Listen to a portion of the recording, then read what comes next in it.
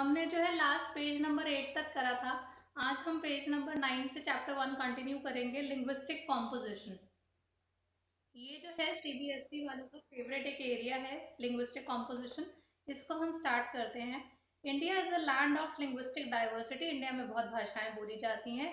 According to Grierson linguistic survey of India 1903 to 1928, there are 179 languages, as many as 544 dialects. ये आपको one marker में आ जाएगा कि कौन सा सर्वे जो है वो हमें बताता है कि हमारे देश में कितनी भाषाएं और कितने डायलेक्ट्स हैं। तो Grierson linguistic survey of India, ये याद रखना है। In India there are about 22 scheduled languages and number of non scheduled languages. India के कॉन्स्टिट्यूशन ने जो है 22 भाषाओं को मान्यता दी है। ये एक और क्वेश्चन है कि tell us the number of scheduled languages in India. 22। ये वन मार्क है। बहुत सारी भाषाएं बोली जाती हैं। हमारे देश में सबसे ज्यादा बोली जाने वाली भाषा है हिंदी, और सबसे कम बोली जाने वाली भाषा है कश्मीरी और संस्कृत। तो ये लिंग्विस्टिक कॉम्पोजिशन का हो गया। लिंग्विस्टिक क्लासिफिकेशन जो है, आपको क्वेश्चन आ जाएगा, explain the linguistic classification of India. इसके लिए आपको नेक्स्ट पेज पे आना है, टेबल 1.2 पे। ये टेबल ये टेबल आपको करना है।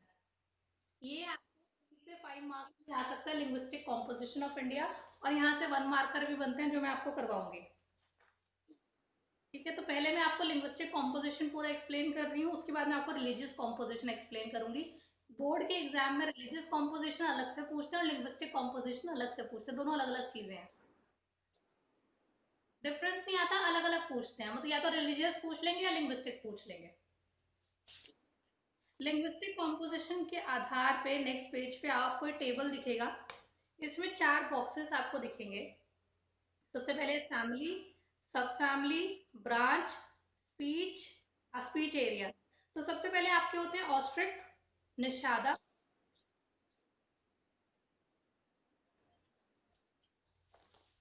टेबल 1.2।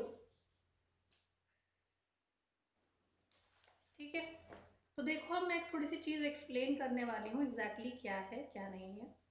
ऑस्ट्रिक जो है वो निषादा है। निषादा एज एन आउटसाइडर्स ही हैं ये लोग भी। ये आपके जो है, इनका बॉडी स्ट्रक्चर कैसा होता है, इनकी चौड़ी छाती होती है, हाइट थोड़ी सी कम होती है, नॉट वेरी गुड लुकिंग, थोड़े से ब्रॉड पीपल होते हैं। ये इनका बॉडी स्ट्रक्चर है ऑस्ट्रिक का। ठीक है, तो ऑस्ट्रिक जो है, पहले इंडिया और ऑस्ट्रेलिया कनेक्टेड था तो वहां से ऑस्ट्रिक वर्ड इन्होंने उठाया है। तो कुछ लोग जो हैं ऑस्ट्रिक टाइप के होते हैं। और ये जो है आपका नॉट वेरी ब्यूटीफुल स्ट्रक्चर, ज्यादा सुंदर लोग नहीं होंगे, पर इनकी छाती बहुत ब्रॉड होगी, हाइट बहुत होगी, बट इनका शोल्डर्स वगैरह दे आर वेरी नाइस। ठीक है, इनकी जो सब फैमिली है वो ऑस्ट्रो एशियाटिक और ऑस्ट्रियोनीसियन कहलाती है। इनकी 2 ब्रांचेस हैं, मोन खमेर और मुंडा। मुंडा ट्राइब आपकी नीचे छत्तीसगढ़ मध्य प्रदेश वगैरह में मिलती है। तो मोन खमेर, ये जो मोन खमेर वाली ट्राइब है, ये आपकी मेघालय और निकोबार आइलैंड्स में मिलेगी। और जो आपकी मुंडा ट्राइब है, वो वेस्ट बंगाल, बिहार, उड़ीसा, असम, मध्य प्रदेश, महाराष्ट्र और इंडिया से बाहर मिलते हैं ये लोग। फिर आपकी होती है द्राविडियन। द्राविडियन इंडिया का अपना बेसिक इंसान है, जो जनरली आपको साउथ इंडिया में देखने को मिलता है। Dravidian are not very fair people, they have dark complexion. ठीक है, साउथ इंडियंस जनरली। मैं तुम्हें सिर्फ याद कराने के लिए बता रही हूँ, तुम्हें इजी टू रिमेम्बर हो जाएगा। ठीक है, द्रविडियन हमारे देश में सिर्फ 20% ही है। तो एकदम प्योर जो इंडियन रेस है द्रविडियन, वो केवल 20% है। बाकी सारी मिक्सिंग चल रही है इंडिया में। ठीक है? तुम्हारी भी मिक्सिंग है, मेरी भी मिक्सिंग है, ये मान के चलो। द्रविडियन जो है, साउथ द्रविडियन हो गए, सेंट्रल द्रविडियन हो गए, नॉर्थ द्रविडियन हो गए। साउथ द्रविडियन आपको तमिलनाडु, कर्नाटक और केरला में मिलते हैं। सेंट्रल वाले आंध्र प्रदेश, एमपी, उड़ीसा, महाराष्ट्र में मिलते हैं। नॉर्थ द्रविडियन आपके बिहार, उड़ीसा, वेस्ट बंगाल और मध्य प्रदेश में मिलते हैं। फिर आते हैं साइनो तिब्बतियन, जिनको आप लोग स्लैंग के लैंग्वेज में चिंकी बोलते हो, specially the north eastern people. इस तरह से। तो उनकी क्या होती है, जनरली आंखें छोटी होती हैं, बिकॉज इनका जो एरिया रहा है वो मंगोलियन एरिया और चाइनीज एरिया रहा है, जहाँ पे ड्राई डेजर्ट थे। वहां पे उनको देखने के लिए आंखें यूं करनी पड़ती थी, ताकि वो डेजर्ट वाली चलते हुए तूफानों में, डेजर्ट के आंधी तूफानों में देख सके। तो वो आंखों को ऐसे करते तो उनकी आंखों ने ऐसी अडेप्टेशन ले ली। प्लस ये बहुत पहाड़ी एरियाओं में रहे हैं हमेशा, तो इनके जो थाइज होती हैं वो बहुत स्ट्रांग होती हैं। थाइज, ठीक है, जांगे, टांगों से ऊपर वाला area, they are very strong because उनको पहाड़ियों पे चढ़ना आता है। तो साइनो तिब्बतन जो है आपके तिब्बतो म्यांमारी ब्रांच है, एक सैमीज चाइनीज है। ये आपको जो है तिब्बतो हिमालय नॉर्थ है, असम, म्यांमार में मिलेंगे। तिब्बतो हिमालयन जो है जम्मू कश्मीर, हिमाचल प्रदेश, सिक्किम बेल्ट में मिलते हैं। नॉर्थ असम आपके अरुणाचल प्रदेश में मिलते हैं। असम टू म्यांमार, असम, नागालैंड, मणिपुर, मिजोरम, मेघालय, त्रिपुरा की बॉर्डर में भी मिलते हैं। ठीक है। ठीक है। मेरी वीडियो तो रिकॉर्ड हो गई ना? पता नहीं। चलो लेट्स सी। फिर आपके चौथे होते हैं इंडो यूरोपियन, सबसे सुंदर लोग, जो मैंने तुम्हें बोल दिया तुम हो। ठीक है ना? खुश हो जाओ। सो इंडो इंडो यूरोपियन आर्यन लोग होते हैं। ठीक है, they have fair complexion, they have beautiful blue green eyes. ठीक है, they have beautiful skin also. ठीक है, तो कश्मीरी वाले जो लोग होते हैं, कश्मीर बेल्ट से लेके राजस्थान बेल्ट तक, कश्मीर, पंजाब, हरियाणा, राजस्थान, इस बेल्ट के अंदर जो है आपके ईरान से, ग्रीस से, रोम से, यहाँ के लोगों ने बहुत अटैक किया था और बहुत मिक्सिंग हुई है। यहाँ पे इन्होंने काफी बच्चे पैदा किए, तो वहां के लोगों के फीचर्स जो है यहाँ के लोगों में आए, उन्हें आर्यन बोलते हैं, आर्यन ट्राइब। ठीक है। आर्यन ट्राइब देखना हिंदुस्तान के अंदर है 73%। तो कौन सी लिंग्विस्टिक कॉम्पोजिशन सबसे ज्यादा देखने को मिलती है हिंदुस्तान में? आर्यंस। ये 1 मार्कर के लिए आपको पेपर में आएगा कि कौन से लिंग्विस्टिक कॉम्पोजिशन की फैमिली सबसे ज्यादा है हिंदुस्तान में। इसका आंसर है आर्यन। आर्यन के बाद है द्रविडियन। ठीक है। इंडो आर्यंस कहते हैं, ये ईरानी होते हैं, दार्दिक होते हैं, इंडो आर्यन होते हैं। काफी सारे लोग बाहर रहते हैं इंडिया के, जम्मू कश्मीर बेल्ट में, पंजाब, हिमाचल, हरियाणा, यूपी, राजस्थान, हरियाणा, एमपी, इन बेल्ट के अंदर आपको देखने को मिलते हैं। आपको यहाँ से जनरली 3 मार्कर आ सकता है या 1 मार्कर आ सकता है, 5 मार्कर के लिए इतना इंपॉर्टेंट नहीं है। फिर हमारा एक और पैराग्राफ था पेज नंबर 9 पे, लास्ट पैराग्राफ था, रिलीजियस कॉम्पोजिशन। धार्मिक तरीके से हमारे कौन से धर्म के लोग कौन कौन सी एरिया में ज्यादा फैले हुए हैं, वो भी आपका एक क्वेश्चन आ जाता है। तो आप पेज नंबर 10 पे आइए। The spatial distribution of religious communities in the country, कि स्पेस वाइज कौन सा रिलीजन कौन से इलाके में ज्यादा फैला हुआ है। जैसे सिख रिलीजन की मैं बात करूं, सबसे ज्यादा कहाँ मिलेगा? हाँ, पंजाब में। तो ये हमें पता है कि कौन सा धर्म कौन से इलाके में ज्यादा मिलेगा। तो सबसे पहले आते हैं हिंदूज। हिंदूज जो है पूरे हिंदुस्तान।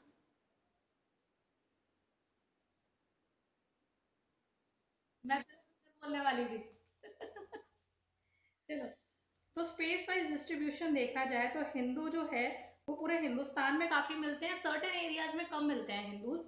जैसे आपके बांग्लादेश बॉर्डर पे, इंडो पाकिस्तान बॉर्डर पे, जम्मू कश्मीर बॉर्डर पे और नॉर्थ ईस्ट एरिया के अंदर। फिर हम मुस्लिम्स की बात करते हैं। मुस्लिम हमारे देश की सबसे बड़ी माइनॉरिटी है। आउट माइनॉरिटी में होते हैं बट इनका नंबर सबसे बड़ा है, 25 करोड़। मुस्लिम जो है आपके जम्मू कश्मीर में, वेस्ट बंगाल में, केरला में, उत्तर प्रदेश में, दिल्ली के आसपास और लक्षद्वीप इलाके में सबसे ज्यादा मिलते हैं। ये 1 मार्कर में भी आ जाएगा कि मुस्लिम कम्युनिटी सबसे ज्यादा हिंदुस्तान में कहाँ कहाँ मिलती है। उसके बाद आता है हमारी क्रिश्चियन पॉपुलेशन, पेज नंबर 11। ये जो है हमारे रूरल एरियाज के अंदर भी काफी हैं। सबसे ज्यादा आपको क्रिश्चियंस देखने को मिलेंगे गोवा, केरला, मेघालय, मिजोरम, नागालैंड और मणिपुर में। फिर आपके आते हैं सिख, जो आपके पंजाब, हरियाणा, दिल्ली की बेल्ट में सबसे ज्यादा है। ये 1 1 मार्क में पूछे जाएंगे, पूछे जाते हैं। जैन, बुद्धिस्ट, ये हमारी सबसे छोटी माइनॉरिटी कम्युनिटीज हैं। जैनी आपको सबसे ज्यादा मिलेंगे गुजरात, राजस्थान और महाराष्ट्र बेल्ट में। ठीक है। और बुद्धिस्ट कम्युनिटी जो है सबसे ज्यादा आपको महाराष्ट्र, सिक्किम, अरुणाचल प्रदेश, लद्दाख, जम्मू कश्मीर, त्रिपुरा त्रिपुरा, लाहौल स्पीति और हिमाचल प्रदेश में मिलेगी। पारसी बहुत थोड़े थोड़े थोड़ी थोड़ी जगहों में है। हाँ हाँ, दिल्ली में भी होते होंगे, बट उसका थोड़ा नंबर है। इनका ना बहुत थोड़ी माइनॉरिटी और बहुत थोड़ी थोड़ी जगहों में फैली हुई है, तो इनका ज्यादा काउंटिंग नहीं है। ठीक है। तो अलग एरियाज में ज़ोरास्ट्रियन ट्राइबल लोग ये सब भी आते हैं, बट उनका कोई हमें डेटा एज सच नहीं दिया हुआ। यहाँ तक क्लियर है। फिर हमारा नेक्स्ट टॉपिक आता है कॉम्पोजिशन ऑफ वर्किंग पॉपुलेशन, कि हमारे यहाँ वर्किंग पॉपुलेशन किसको कहा जाता है और उसका क्या नंबर है। वर्किंग पॉपुलेशन आपको एक बॉक्स में दे रखी है, standard census definition. Working population में मेन वर्कर वो बंदा कहलाता है जिसके पास 6 महीने से ज्यादा काम है। जो साल में 6 महीने से ज्यादा काम करता है, 183 डेज से ज्यादा काम करता है, उसे मेन वर्कर बोलते हैं। और अगर एक इंसान 6 महीने से कम काम मिल रहा है तो उसको, या 183 डेज से कम काम मिल रहा है तो उसे मार्जिनल वर्कर बोलते हैं, उसको ज्यादा काम नहीं मिलता। और जो एक भी दिन काम नहीं कर रहा, उनमें उसको काम ही नहीं मिला हुआ, वो नॉन वर्कर होते हैं। तो इंडिया में मेन वर्कर है, मार्जिनल वर्कर है और नॉन वर्कर है। इंडिया के अंदर जो है, जो वर्कर कम्युनिटी है वो सिर्फ 39% है 2011 सेंसस के हिसाब से। हमारे यहाँ पे बहुत सारे लोग टैक्स बचाने के चक्कर में अपने आप को नॉन वर्किंग दिखाते हैं कि हम कोई काम ही नहीं करते। तो इंडिया में एक्चुअली वर्किंग पॉपुलेशन बहुत बड़ी है, पर टैक्स बचाने के चक्कर में वो अपना काम ही नहीं दिखाते कि हम वर्किंग है। इसकी वजह से ऑन पेपर्स हमारी वर्किंग पॉपुलेशन सिर्फ 40% के आसपास है। और वास्ट मेजोरिटी 60% लोगों को हमारे देश में नॉन वर्कर की तरह दिखाया गया है, which is not a good thing. इससे ये पता चलता है कि हमारे देश में कमाने वाले कम और डिपेंडेंट लोग ज्यादा हैं, जो हमारे देश के लिए अच्छा नहीं है। The proportion of working population of the state and UT wise, state और यूटी वाइज देखा जाए तो अलग अलग वेरिएशन हमें देखने को मिलती है। गोवा में वर्किंग पॉपुलेशन है 39.6 और दमन दीव में है 49.9।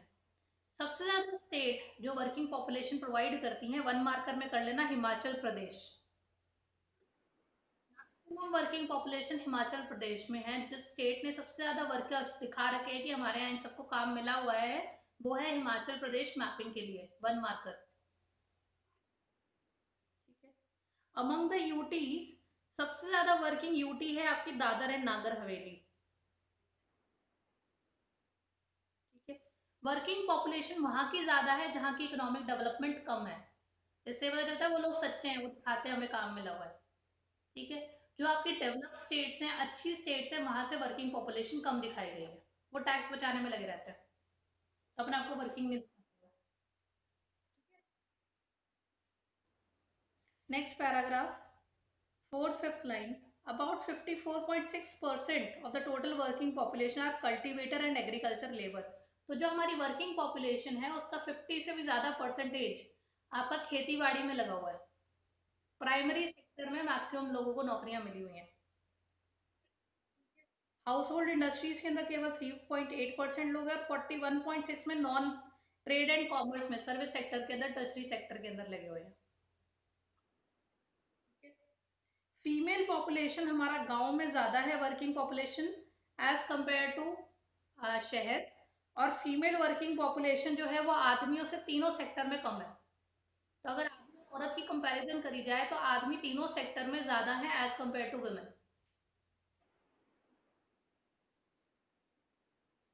इक्वल अपॉर्चुनिटीज नहीं मिलती, gender wise women are less than men. Then हमारे को ये बॉक्स आ जाएगा, आपको ये बॉक्स का रट्टा मारना है, बहुत लॉजिक नहीं लगाना है। पेज नंबर 13 पे, occupational categories. 2011 census has divided working population of India into four major categories: cultivator, agriculture labor, household industrial worker और other worker। One marker question है ये। ठीक है, one marker. Then page number 13 पे side में आएंगे, the number of female workers is relatively high in primary sector. तीनों sectors की बात करी जाए, प्राइमरी, सेकेंडरी और टर्शरी सेक्टर, तो औरतें जो है खेती बाड़ी वाले सेक्टर में ज्यादा हैं as compare to factories and services. It is important to note that the proposal, page number 12 पे बार ग्राफ है, बताऊंगी अभी वो भी। तुम्हारे भी तो ग्राफ होगा, पेज नंबर 12 पे ग्राफ होगा ना। ठीक है, वो डिस्कस करूंगी अभी मैं। It is important to note that the proportion of workers in agriculture sector in India has shown a decline. तो पहले से प्राइमरी सेक्टर से लोग अब निकलते जा रहे हैं और सेकेंडरी और टर्शरी सेक्टर में बढ़ते चले जा रहे हैं। इससे ये पता चल रहा है कि लोग जो है अब सेक्टोरल शिफ्ट कर रहे हैं। लोग अब खेती बाड़ी से निकल के सेकेंडरी और टर्शरी सर्विस सेक्टर के अंदर बढ़ते जा रहे हैं। तो हमें अलग अलग डेटा मिलता है अलग अलग स्टेट में जो लोग हैं वो अलग अलग सेक्टर्स के अंदर कमियां ज्यादा है। जैसे कि हिमाचल और नागालैंड के अंदर आप देखोगे तो खेती बाड़ी वाले लोग ज्यादा है, कल्टीवेटर्स ज्यादा हैं। बिहार, आंध्र प्रदेश, छत्तीसगढ़, उड़ीसा, झारखंड वगैरह में एग्रीकल्चर लेबर जिनकी खुद की जमीनें नहीं है वैसे लोग ज्यादा है, दूसरे की जमीन पे काम करने वाले। दिल्ली, चंडीगढ़, पुडुचेरी जो हाई क्लास एरियाज हैं, यहाँ पे सर्विस सेक्टर में लोग ज्यादा काम कर रहे हैं। ऐसा क्यों है कि दिल्ली, चंडीगढ़, पुडुचेरी के अंदर लोग सर्विस सेक्टर में ज्यादा है? क्योंकि यहाँ पे फार्मिंग लैंड बहुत कम है, अर्बनाइजेशन और इंडस्ट्रियलाइजेशन ज्यादा है। इसलिए ऐसे ही लोगों की रिक्वायरमेंट है जो अर्बनाइजेशन और सर्विस सेक्टर और सेकेंडरी सेक्टर को डील कर सके। अब आप पेज नंबर 12 पे आओ, आपको एक ग्राफ दिखेगा। ये ग्राफ के बेसिस पे आपसे क्वेश्चन पूछे जाएंगे कि कौन सी स्टेट के अंदर कल्टीवेटर ज्यादा है, कौन सी स्टेट के अंदर जो है हाउस होल्ड वर्कर ज्यादा है। इस तरह से आपको क्वेश्चन आ जाएगा।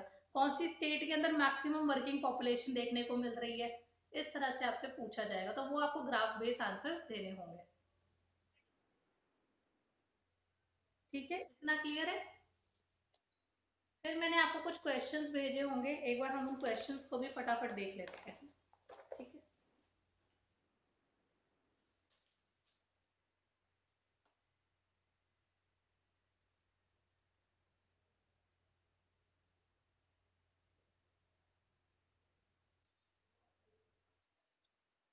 हम्म। एक ही है, मतलब इसमें क्वेश्चंस नहीं है? अच्छा, फिर मैं इसको दूसरे डेटा से तुम्हें भेजती हूँ, रुको, खुश मत हो।